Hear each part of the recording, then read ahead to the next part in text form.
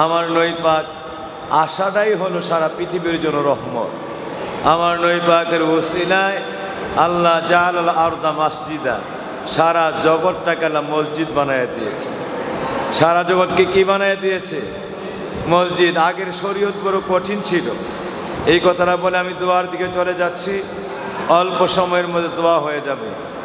আগে যত নবীরা ছিল, নবী ইব্রাহিম, নবী ইসমাইল, আদম আলাইহিস সালাম থেকে শুরু করে হযরত নূহ আলাইহিস সালাম, মুসা আলাইহিস সালাম, দাউদ আলাইহিস সালাম, সুলাইমান আলাইহিস সালাম সহ হযরত ঈসা আলাইহিস সালাম পর্যন্ত সব নবীর শরীয়ত বড় কঠিন ছিল। ওই নবীর শরীয়তগুলি এত কঠিন, আল্লাহর নবী আসার আগে তাদের জমানায় কোন নবীর আমলে 1 ওয়াক্ত, কোন নবীর জমানায় 2 ওয়াক্ত নামাজ ফরজ ছিল, তাও উম্মতেরা পড়তো না। এর মধ্যেও যারা নিয়মিত পড়তো তাদের জন্য নির্দিষ্ট ইবাদতখানা ছিল। যেমনটি নবী ইব্রাহিমের জন্য একটি ইবাদতখানা, ইসমাইলের জন্য একটি ইবাদতখানা, মুসা ঈসার জন্য একটি ইবাদতখানা। ওই জায়গায় গিয়া তার উম্মতেরা নামাজ পড়তে হইতো। এর বাইরে যদি কেউ নামাজ পড়তো, কোন নামাজ আল্লাহর দরবারে কবুল হইতো না। কত কঠিন যে 2 ওয়াক্ত নামাজ ফরজ, যেমনটি আসর এবং এশা। কেউ যদি আসরের নামাজ পড়ছে, নবী ইব্রাহিম আলাইহিস সালামের নির্দিষ্ট মসজিদে বিভিন্ন কাজে কর্মে বের হয়েছে। আবার এশারের নামাজের সময় নবী ইব্রাহিমের ওই ইবাদতের জায়গায় চলে আসতে হইতো। নাইলে যদি কেউ বিপদে বা কোনো প্রকার বিপাকে পড়ে যেত, ওই এলাকায় নামাজ পড়ার জন্য চেষ্টা করত, কোথাও নামাজ কবুল হইতো না। অবশ্যই তাকে নবী ইব্রাহিমের নির্দিষ্ট ইবাদতের জায়গায় চলে আসতে হইতো। আর এইভাবে আদম থেকে ঈসা পর্যন্ত সব নবীর আমলে। কিন্তু আপনার আমার নবী আসার সঙ্গে সঙ্গে আমার আল্লাহ পাকের প্রিয় হাবিব দুনিয়ার বুকে আসছেন। একের সব নবীরা সহ দুনিয়ার সব মানুষেরা দুনিয়ার জমিনে আসছে, আগে তাদের মাথা দুনিয়ার দিকে বেরিয়ে আসছে। আর আমার নবী দুনিয়াতে আসছেন সর্বপ্রথম আমার নবীর কদম মোবারক জমিনের মধ্যে রেখে আমার নবী শুভাগমন করেছে। আমার নবী সর্বপ্রথম শাররাফান নবিয়্যু বিকাদামাই কিতাবের মধ্যে আসছে। আমার নবী দুনিয়াতে আসছেন বীরের বেশে, বিজয়ের বেশে, মুকুট পরে, একদম সারা পৃথিবীর বর, সারা পৃথিবীর বর, সারা পৃথিবীর দোলা। হ্যাঁ, আল্লাহ রাব্বুল আলামিনের প্রিয় দোলা, সারা পৃথিবীর বর, বিজয়ী বেশে, বরের বেশে দুনিয়ার বুকে শুভাগমন করলেন। সর্বপ্রথম 2 কদম মোবারক জমিনের মধ্যে বাড়াইয়া দিলেন। কদম মোবারক দিয়া আমার নবী দুনিয়াতে শুভাগমন করলেন। এই জন্য দুনিয়ার আগমনটাই, আমার নবী দুনিয়াতে আগমনটাই সকল মানুষ, নবী রাসূল সবার চাইতে ভিন্ন।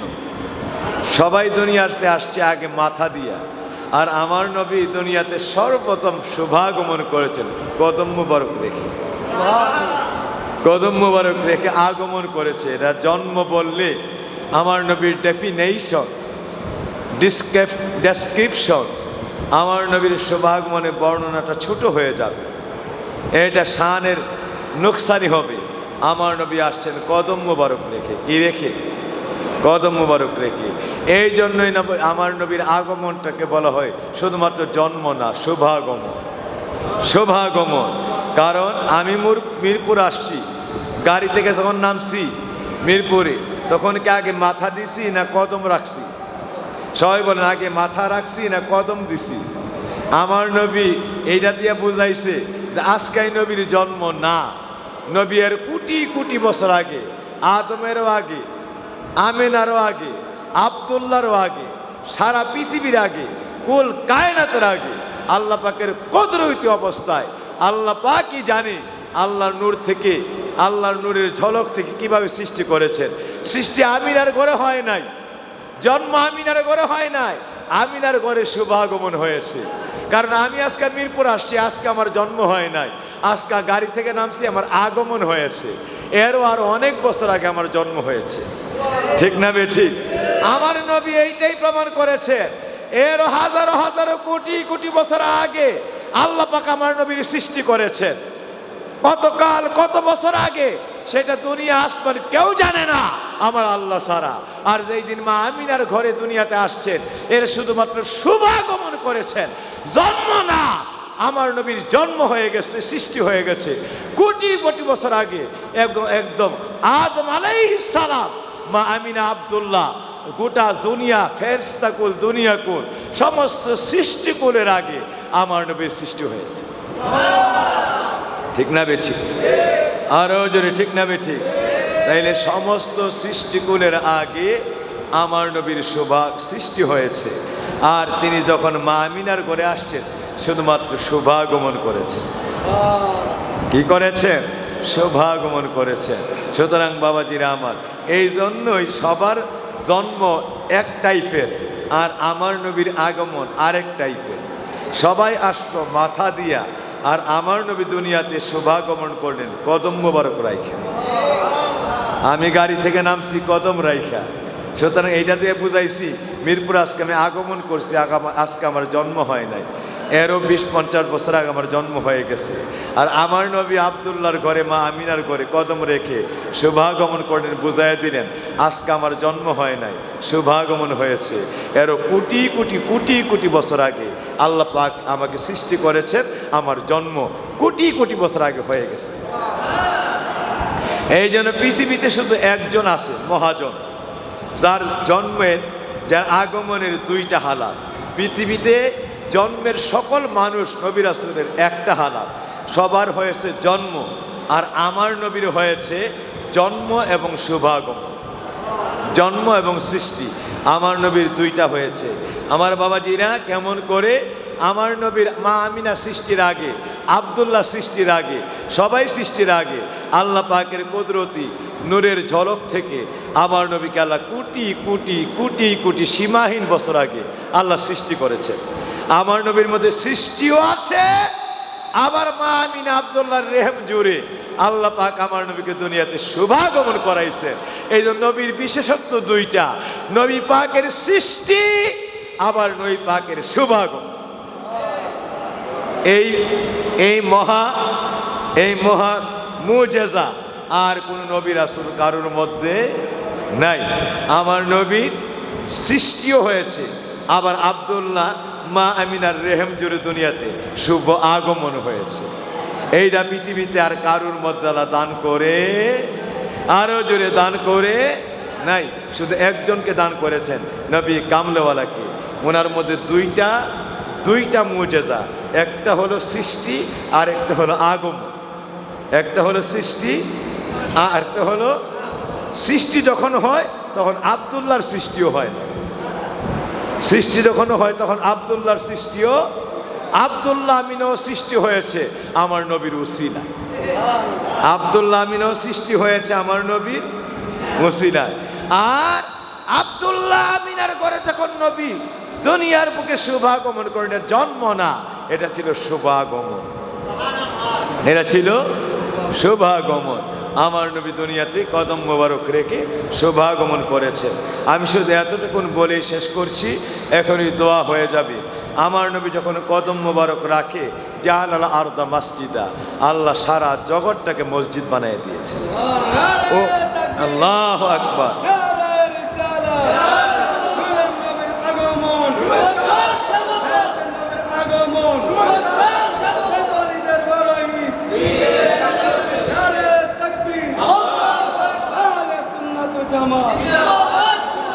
সকলে বলি মারহাবা।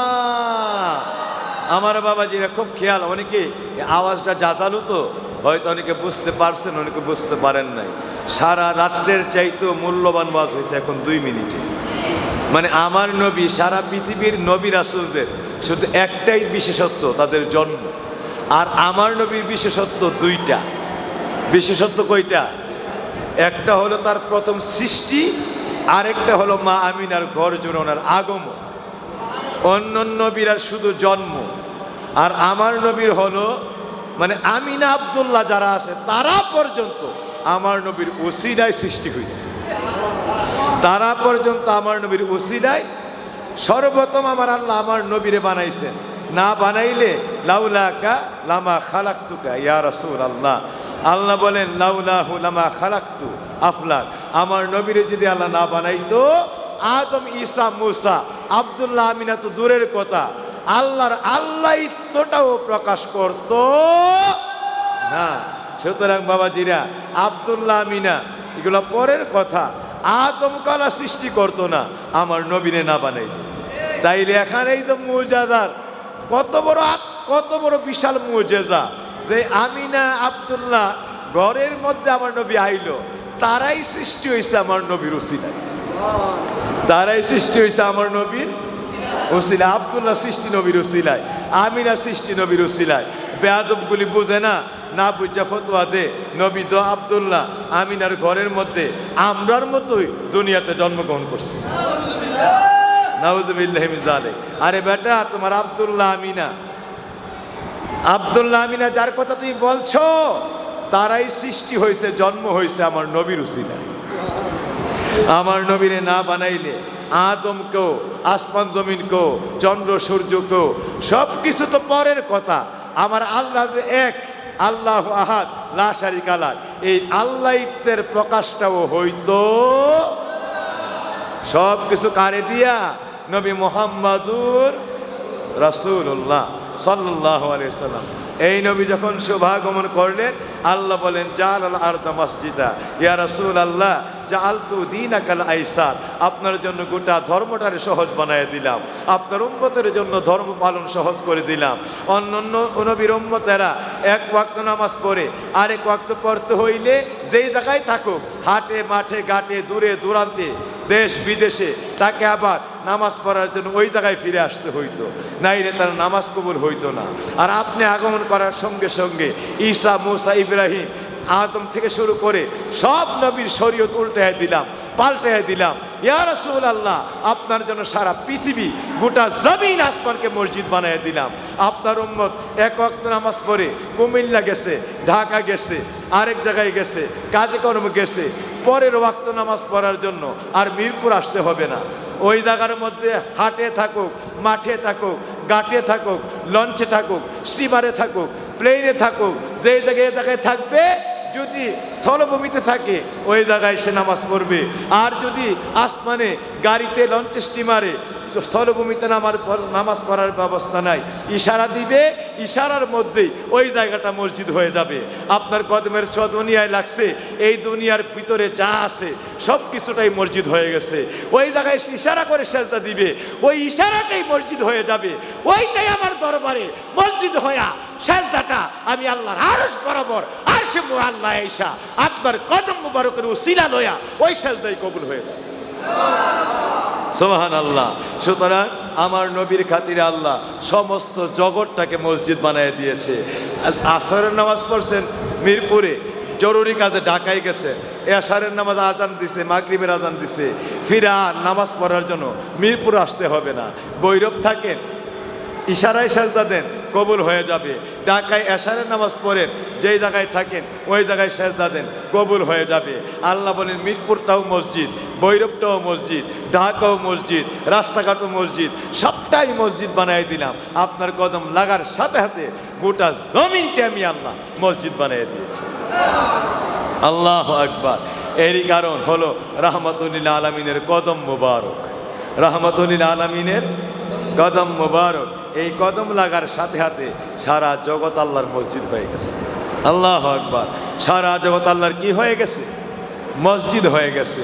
সুতরাং আমার বাবাজিরা, আশিকিন জাকিরিনরা, আজকে যে মসজিদ পাইলাম, এই মসজিদ হলো আমার নবীর কদম মুবারকের উসিলা, আমার নবীর কদম মুবারকের। এরপরে আপনি বাড়িতে সেজদা দেন, হাটে সেজদা দেন, মাঠে সেজদা দেন, গাড়িতে, লঞ্চে, স্টিমারে, আল্লাহকে ওইটাও মসজিদ। আপনার কদম লাগার সাথে সাথে সমস্ত জগৎটাকে, মহাশূন্যটাকেও মসজিদ বানিয়ে দিয়েছে। আল্লাহু আকবার। শুধু একজনের কদম মুবারক, কদমের ছোঁয়া লাগলে সারা জগৎ আসমান মসজিদ হয়ে যায়। আল্লাহ আকবার। আমার বাবাজিরা, আশিকিনে জাকিরিনেরা, এটা হলো একমাত্র মিলাদুন নবীর কারণ।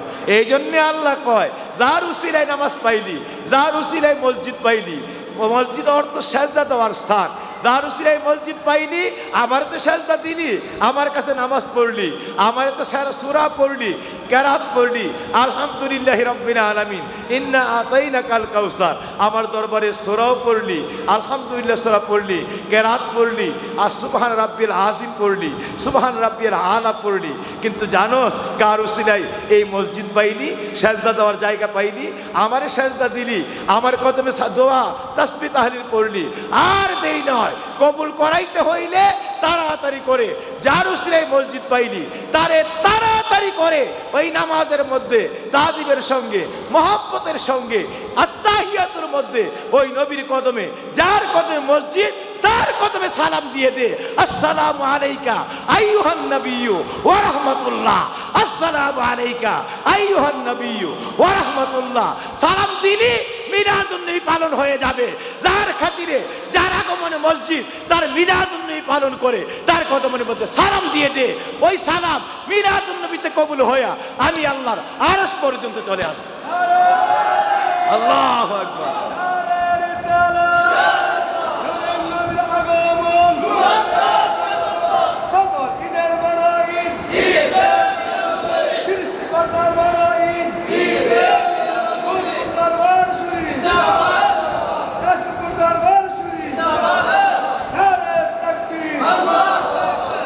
সকলে বলি মারহাবা।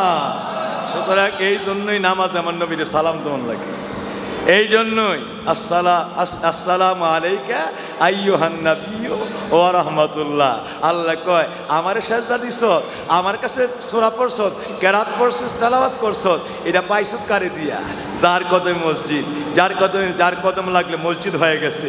এই যার কদমের ছয় মসজিদ হইল, মসজিদ পাইলি।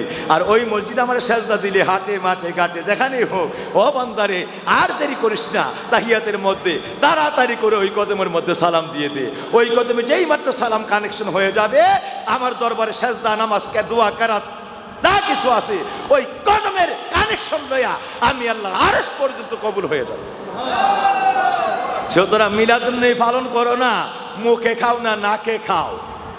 যারা আজকে মিলাদুন নবীর বিরোধিতা করো, কারণ আমি হিসাব করে তাফসীরের মধ্যে দেখলাম যে শুধু মিলাদুন নবী বছরে একটা দিন নয়, 365 দিনই মিলাদুন নবী। আল্লাহর সৃষ্টি 365 দিনই মিলাদুন নবী। কারণ প্রতিটা দিনে নামাজ পড়ি, নামাজের মধ্যে সেজদা দেই, দিয়ে এই তাহিয়াতের মধ্যে আসসালামু আলাইকা আইয়ুহান নবী ওয়া রাহমাতুল্লাহ। যার কদমের ছোঁয়ায় নামাজ পাইলাম, মসজিদ পাইলাম, তার কদমেই সালাম, আসসালামু আলাইকা। যার কদমের ছোঁয়ায় পাইলাম, যার আগমনে পাইলাম, তার আগমন তো এই কদম মোবারক আগমন করছে, এই তা আগমন করা মিলাদুন নবী। আগমন শব্দটি মিলাদুন নবী, নবীর আগমন বৃত্তান্ত। আগমনের কারণে, কদম রাখার কারণে মসজিদ। সুতরাং এই মসজিদে সেজদা দিলাম, নামাজ কবুল হয়ে গেল। সুতরাং সঙ্গে সঙ্গে সালাম দিতে হবে কবুল হইতে হইলে। আসসালামু আলাইকা আইয়ুহান নবী ওয়া রাহমাতুল্লাহ। তাইলে যার কদমের ছয় মসজিদ, তার কদমেই তো সালাম দিলাম।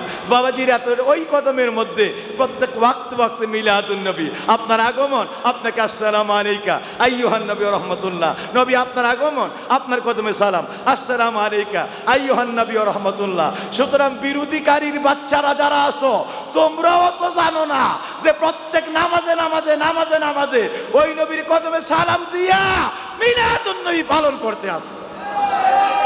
এরাও জানে।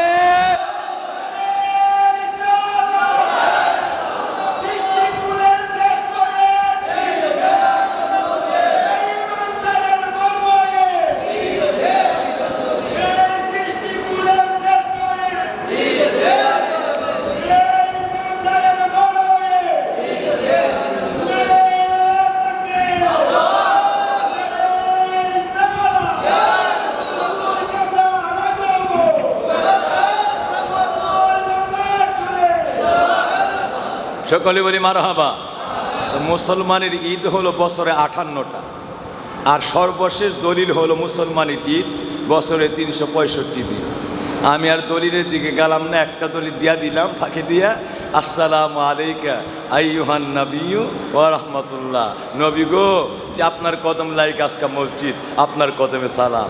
আসসালামু আলাইকা আইয়ুহান নাবিয়্যু ওয়া রাহমাতুল্লাহ। আপনি আগমন করছেন, আপনার কদমের ছোঁয়া লাইকা মসজিদ। আসসালামু আলাইকা আইয়ুহান নাবিয়্যু ওয়া রাহমাতুল্লাহ। আবার 2 লাইন পরে গিয়েই আল্লাহুম্মা সাল্লি আলা সাইয়্যিদিনা মুহাম্মদ ওয়া আলা আলি সাইয়্যিদিনা মুহাম্মদ। এই বলে আবার দুরুদ। নবী গো, আপনার আগমনে মসজিদ, আপনার কদমে রাশি রাশি দুরুদ।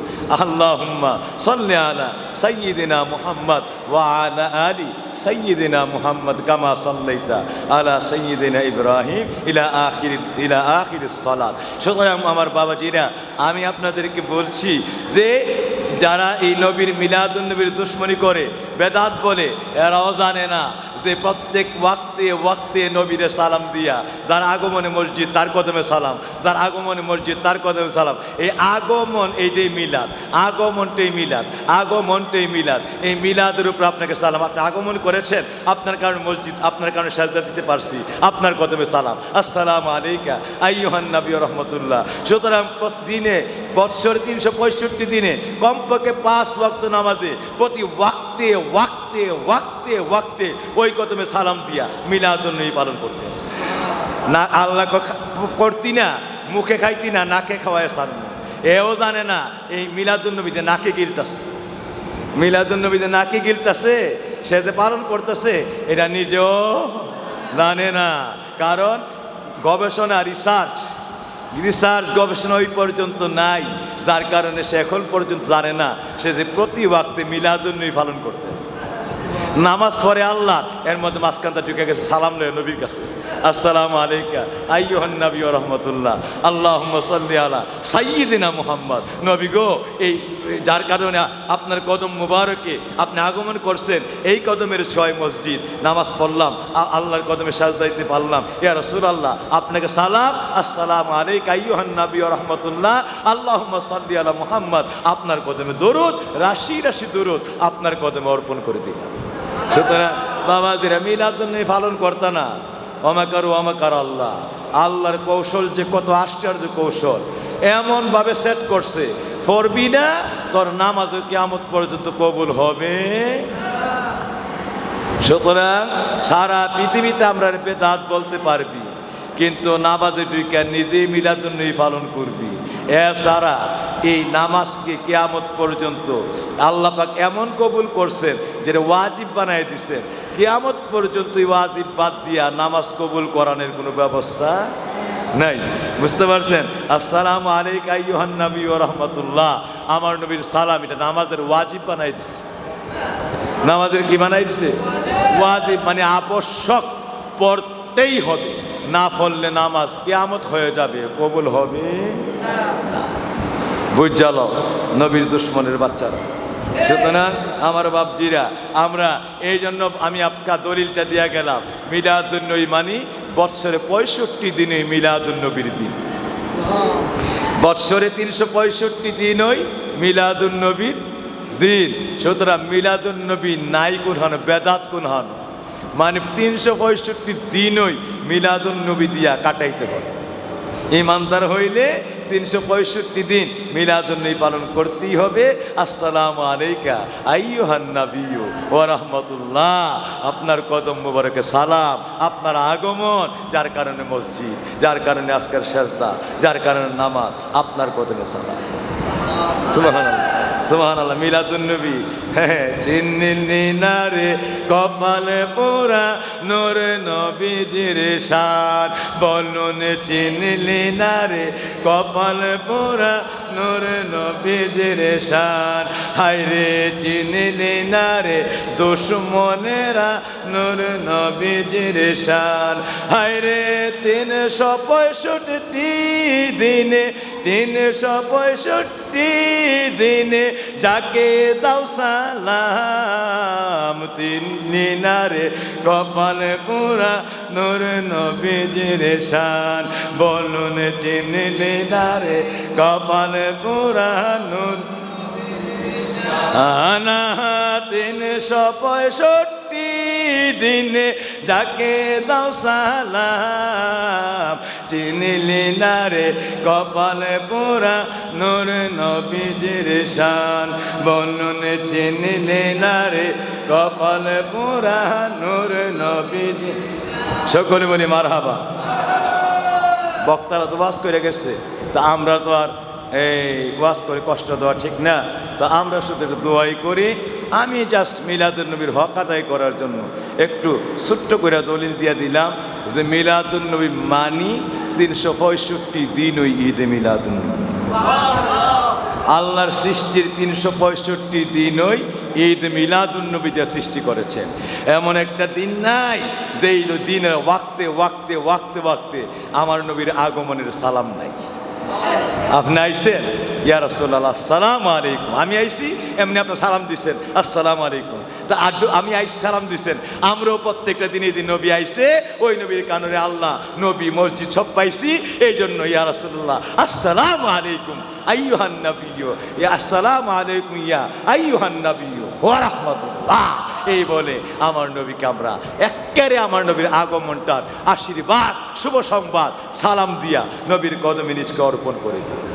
সুতরাং আমার বাবাজিরা এরপরও দলিল বুঝো না, আমার দলিল মনে মনে মনে মনে রাত্রে গবেষণা করবা, চিন্তা করবা কেন আল্লাহ এইভাবে নামাজে নামাজে ওয়াক্তে ওয়াক্তে আমার নবীর সালাম সেট করছে। কারণই হলো এই নামাজ এই সেজদা আমরা পবিত্র হয়েছে, জায়গা পবিত্র করতে পারছি, সেজদা দেওয়ার স্থান পাইছি নবীর কদমের খাতিরে। এই জন্য নবী আগমন করছে, কদম লাগছে আসসালামু আলাইকা আইয়ুহান নাবিয়্যু ওয়া রাহমাতুল্লাহ। ওই কদমের মধ্যে রাশি রাশি সালাম আমাদেরকে অর্পণ করে দেওয়ার জন্য আল্লাহ আমাদের জন্য ওয়াজিব করে দিয়েছে। নবীর আগমন হয়েছে, আর কোনো দেরি নাই, তাড়াতাড়ি করে আদবের সঙ্গে ওই কদমের মধ্যে সালাম দিয়ে দিন। আমার ইবাদত করতেছ, আমার নামাজ ঠিক আছে, আমার হবে না, আমার নামাজ তাড়াতাড়ি করে যারে দিয়ে নামাজ পাইছ, যার কদমের কারণে নামাজ, যার কদমের কারণে মসজিদ, যার কদমের কারণে জায়গা পবিত্র মসজিদ হয়ে গেছে, তাড়াতাড়ি করে আসসালামু আলাইকা আইয়ুহান নাবিয়্যু ওয়া রাহমাতুল্লাহ বলে ওই কদমের মধ্যে খাজনা দিয়ে দে। প্রত্যেকটা জিনিসের কর আছে, প্রত্যেকটা জিনিসের জাকাত আছে, প্রত্যেকটা জিনিসের খাজনা আছে, আর নামাজের খাজনা কর ব্যাট ট্যাক্স হলো আমার নবীর কদমে সালাম দে, নাইলে নামাজ পবিত্র হবে না। যেমন সম্পদের ট্যাক্স না দিলে সরকারের কাছে এই সম্পদ পবিত্র হয় না, এই সম্পদ সরকারের কাছে গিলটি হয়ে যায়, ঠিক নামাজের মধ্যে যার কারণে যার আগমনে নামাজ, যার আগমনে মসজিদ, তার কদমে ট্যাক্স না দিলে আসসালামু আলাইকা আইয়ুহান নাবিয়্যু ওয়া রাহমাতুল্লাহ এই খাজনা না দিলে কিয়ামত পর্যন্ত এই নামাজ পরিশুদ্ধ হবে না, আর এই নামাজ আল্লাহর দরবারে পৌঁছবে। খাজনা নাই, এটার দলিল হবে জমিন যেমন খাজনা না থাকলে দলিল হয় না। আর নামাজের মধ্যে আমার আসসালামু আলাইকা আইয়ুহান নাবিয়্যু ওয়া রাহমাতুল্লাহ ঈদে মিলাদুন নবীর সালাম না থাকলে, আল্লাহর দরবারে খাজনা না থাকলে কিয়ামত পর্যন্ত এই নামাজ কবুলিয়াতের দলিল হয়, আল্লাহর দরবারে কবুল হবে না, দলিল হবে না, এই নামাজ আল্লাহর কাছে কবুল হবে না। সুতরাং দলিল করতে হলে, রেজিস্ট্রি করতে হলে এই রেজিস্ট্রির কর দিতে হবে। করের নাম হলো আসসালামু আলাইকা আইয়ুহান নাবিয়্যু ওয়া রাহমাতুল্লাহ। সুবহানাল্লাহ। আল্লাহ যেন মনে রাখার তৌফিক দেন, আল্লাহ যেন বুঝাইবার এই বেদাতিগুলির বুঝাই দিবেন, এবং না মানলে কপাল খাইছে এতে আমরা আসেও না যায়ও না। বুঝতে পারছেন? ইমানদারদের জন্য খোরাক যে আল্লাহ পাক ইমানদারের জন্য ঈদে মিলাদুন নবী বানাইছে 365 দিন। তাদের শুধু 2 দিনই ঈদ না, তাদের শুধু 2 দিনই শুধু ঈদ না, ইমানদারের ঈদ হলো 365 দিন। ইমানদারের ঈদ কয় দিন? 365 দিন। এরা কয় বৎসরে 2টা ঈদ, এরপর আর কোন ঈদ নাই। বুঝতে পারছেন? ঈদ উল ফিতর, ঈদ উল আজহা। আমার বাবাজিরা, আমার আল্লাহ বৎসরে 58টা ঈদ রাখছে সর্বনিম্ন। ঈদ উল ফিতর, ঈদ উল আজহা, আইয়ামে তাশরিক, ইয়ামে আরাফা, বৎসরে প্রত্যেকটা জুমার দিন, এই 52টা জুমার দিন, এই 52টা জুমার দিন সহ আপনাকে আল্লাহ রাব্বুল আলামিন 58টা ঈদ বৎসরে দিছে। এরপরে সকল 365 দিন মিলাদুন নবীর মধ্যে নিয়ে গেছে। আর যেই দিন নবী আগমন করছেন ডিরেক্ট ওই দিনটারে সকল ঈদের বড় ঈদ বানায় দিয়েছে। সকল ঈদে আল্লাহ মিলাদুন নবীর সূত্র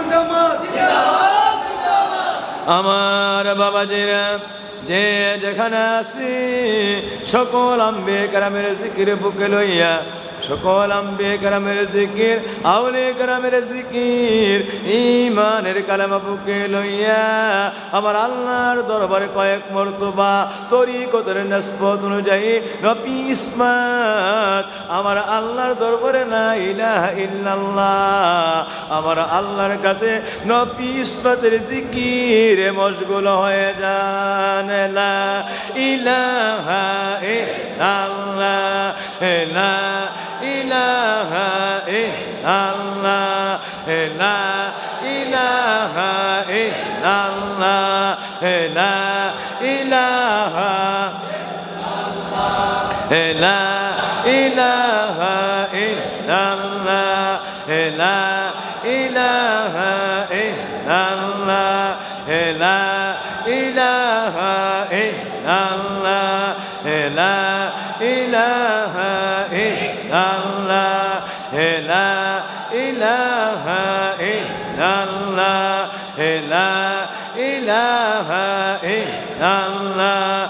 লা ইলাহা ইল্লাল্লাহ লা ইলাহা ইল্লাল্লাহ লা ইলাহা ইল্লাল্লাহ লা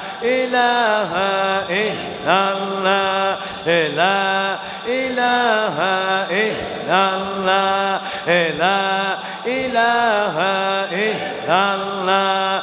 লা ইলাহা ইল্লাল্লাহ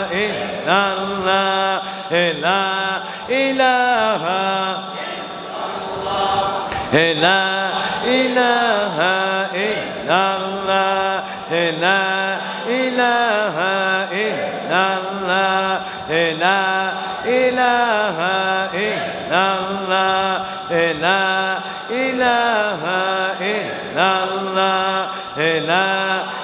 লা ইলাহা ইল্লাল্লাহ লা ইলাহা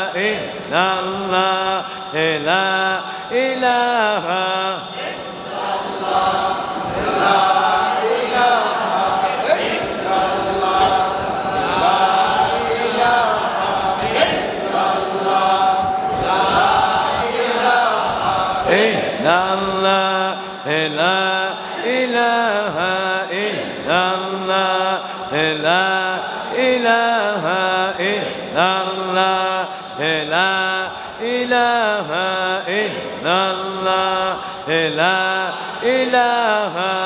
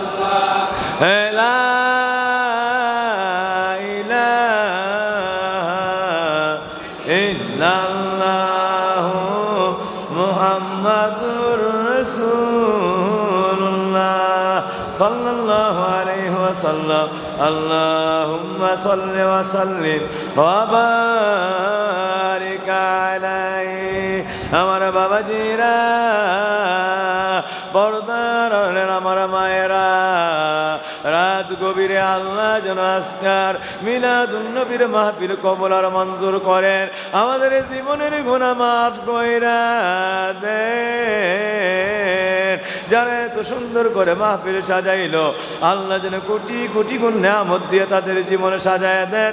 আও আমার বাবাজিরা, বর্দারা, আমার মায়েরা, যে যেখান থেকে মাহফিলে শরীক হয়ে আছে, আল্লাহ যেন সকলের আবেদনগুলি কবুল আর মঞ্জুর করেন। এখনই দোয়া হয়ে যাবে। অনেক জায়গাতে অনেক বাবারা, মায়েরা, ভাইয়েরা দোয়া চাইছে, দেশে বিদেশ থেকে কত ভক্তেরা দোয়া চাইছে।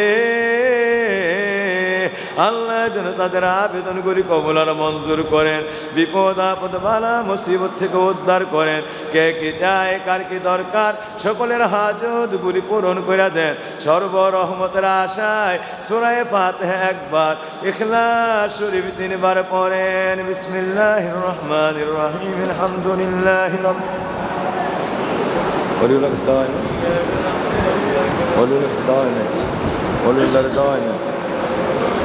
এবার দিলাম না।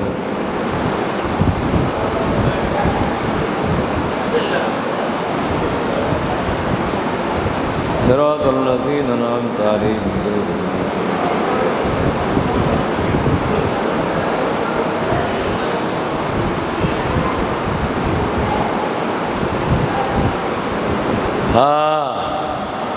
দোয়া হওয়ার সময় যেটা মাসআলা জানতে চাইছে, তো 1 নম্বরে সালাম, আসসালামু আলাইকুম হুজুর, আমি এই ব্যাপারে জানতে চাই, যদি কোনো পাওনা টাকা না দিয়ে কোনো জায়গায় দান দক্ষিণা করা হয়, এই ব্যাপারে কিছু বলেন।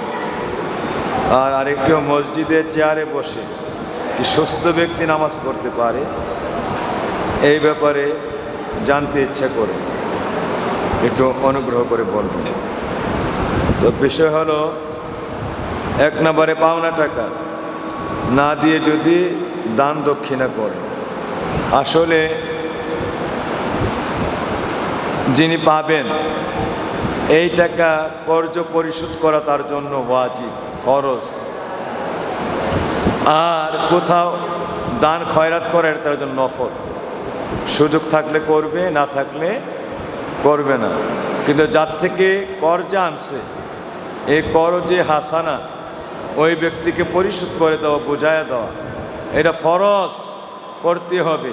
কিয়ামতের ময়দানে বিশেষ করে লোকটাকে কবরে দেওয়ার পরে আল্লাহ পাক এই পানা যতদিন লোকটাকে আদায় না করবে, তার পক্ষ থেকে তার পরিবার পরিজন আদায় না করবে, কিয়ামতের বিচার হয়ে যাওয়ার পরেও তার অন্য আমল আছে, দান খয়রাত আছে, অনেক কিছু আছে, এরপর আল্লাহ তাকে জান্নাত দিবেন না, দিতে পারবেন না। আল্লাহ পাক এর আগে ওয়াদা আছে, যতক্ষণ মানুষের কর্জ পরিশোধ করা না হবে ততক্ষণ তার জন্য জান্নাত হারাম। এজন্য জান্নাত জাহান্নামের মাঝখানে তার রুহুটা উল্টো অবস্থায় লটকায় রাখা হয় এবং আযাব চলতে থাকে, যতক্ষণ পর্যন্ত কেউ না কেউ তার কর্জ পরিশোধ না করে নেককার হলো, তার জন্য জান্নাতের কোনো দরজা খোলা হবে না, উল্টা লটকায় আর রুহুটাকে আযাব দেওয়া হবে। সুতরাং এর চাইতে বড় ভয়ঙ্কর বিপদ আর হইতে পারে না, যে রুহুটাকে জান্নাত জাহান্নামের মাঝখানে উল্টায়া লটকায় রাখা অবস্থায় আযাব দেওয়া হবে। একমাত্র কারণ তার দান দক্ষিণা আছে, নামাজ আছে, অনেক কিছু আছে, কিন্তু সে কর্জ টাকা পরিশোধ করে না, বড় বিপদ। সুতরাং জীবনে অন্য কিছু করে না করে জিন্দিগি থাকতে আগে কর্জ টাকা পরিশোধ করে যায়। যার যেভাবে যতটুকু সম্পদ আছে এর মধ্যে কর্জ টাকা পরিশোধ করে যান, নাইলে কবরের ঘাটে কোনো উপায় থাকবে না। মারাত্মক জিনিস। দান দক্ষিণা পারলে করে, সমর্থ থাকলে, না পারলে না করে। এটা করলে সব হবে, অনেক সব, কিন্তু কর্জ টাকা পরিশোধ ফরজ, এটা ফরজ।